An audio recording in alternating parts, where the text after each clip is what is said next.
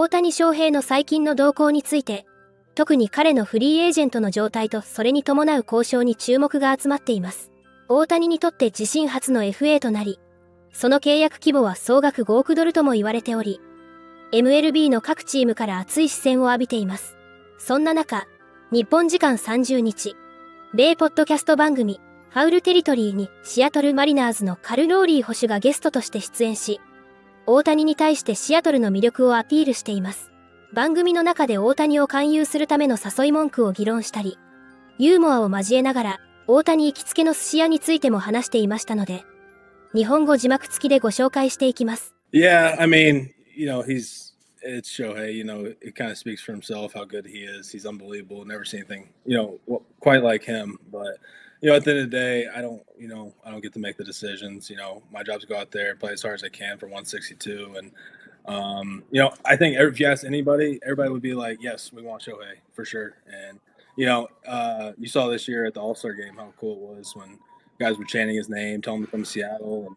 And, you've heard rumors that he's been in Seattle in the off seasons and he loves it there. So it'd be awesome if he came to Seattle. I would love it. I know our whole team would be jacked up and the whole city would, but that's kind of out of our control. So how do you pitch it to him? I mean, you're always the catcher. People are pitching to you. How do you pitch it to Shohei? Because everybody we have on here this offseason, whether it's writers or we had coaches on, we had bench coaches. How do you pitch to Shohei? What do you say? Like, hey, this is Shohei, this is Big Dumper. The only thing I know in Japanese is how to say, I just farted. So, onada deta. Like, that's the only pitch that I know how to say to Shohei. But what do you say? You are the guy. You were the 50-plus homers in the first 2 seasons of your career with the Mariners. How do you pitch it? Are you talking about how I pitch him to come to Seattle? Yeah. He's on the phone. He's like, no, not how you pitch to him to get him out. When I'm behind the plate. No, you're on the phone with him, Cal, right? I'll give you a little helper, okay? Dude, I know you're not pitching this year. Seen our pitching staff? It's pretty fire. And then next year, if we need to do a 6-man, we are capable for you.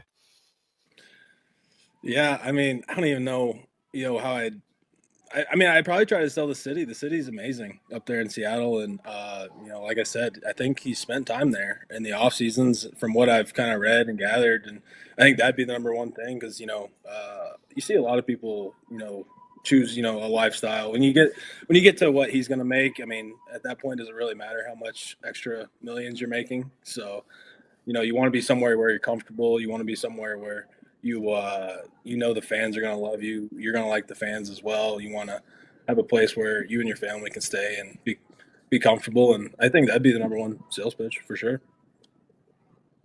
Do you take him out to eat at a place? And what's the place that you take him out to when he comes to Seattle? There's a place, when I got called up, Yusei Kikuchi was still with us and his favorite sushi place was a place called I Love Sushi, and it sounds kind of cheesy. That sounds like a bad sushi spot, but it's unbelievable. It's on the water in Bellevue, and all of they have every baseball player that comes in there with the Mariners gets their picture up on the wall, and I take them there. It's unbelievable sushi. The fish up there in Seattle obviously is unbelievable, and the sushi's a lot better than where I'm from in North Carolina. So it's Prove it. I don't breaking news. Yeah, Seattle has North Carolina beat on sushi. また、シアトルといえば、7月にマリナーズの本拠地 T、モバイルパークで開催された MLB オールスターで、スタンドのファンの子供たちからサイン中の大谷に We want Shoheiコールが飛び、試合中にも Come to Seattleの大合唱が起きるなど話題を呼びました。大谷は2017年オフに日本ハムからメジャーへ移籍する際に7球団と最終面談を実施し、選ばれたチームはカブスとレンジャーズを除く5球団が温暖な西海岸だったことから、今回の球団選びも西海岸との考えが根強く残っており、マリナーズも移籍先の候補として挙げられています。また一方で、地理的要因よりも球団の質を重視しているとの見方もあり、情報は錯綜しています。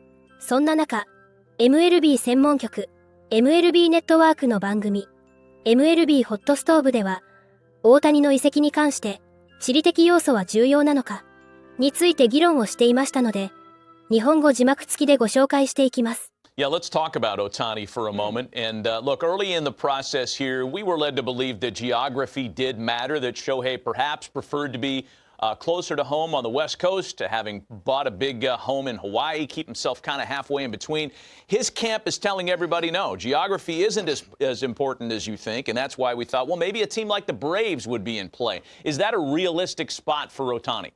I think it is, because I think the other criteria that we've been made aware of is the ability to win on an annual basis. And is there any other team in baseball set up right now better than the Atlanta Braves to put themselves in a position to win every year? They're set up better than the Dodgers are. They're set up. Look, I think the Orioles are in a really nice spot with the young players they have, but I still trust the Braves more with where they are. And so, yeah, I think Atlanta has to be in the mix. If the criteria that we're led to believe are critical and important, Atlanta's in a really good position. And the benefit of having signed all of those long-term deals to young players where they got a major discount on it, this is why they did it, to get this day where they could get the guy.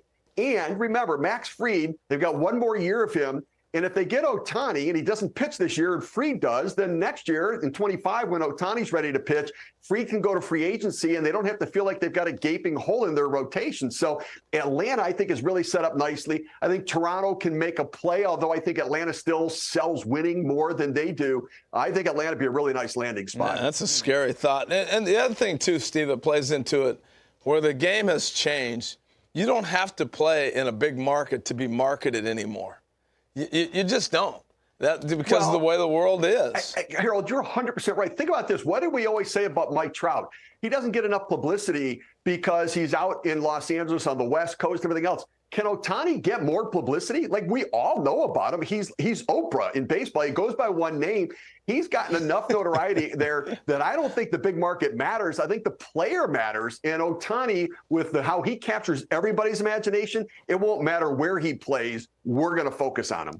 また、MLB 公式サイトのエンゼルス担当レッドボーリンジャー記者は、大谷の決断がウィンターミーティングでドミノ効果を生む可能性があると述べています。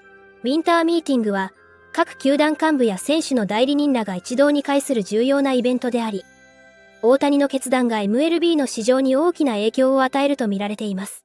大谷自身や彼の代理人は交渉に関して公には何も語っておらず、状況は不透明ですが、大谷は2017年のウィンターミーティング前にエンゼルスと契約を結び、2022年のレギュラーシーズン終了前に2023年の1年$3000万で合意するなど、早めの決断を好む傾向があると分析されています。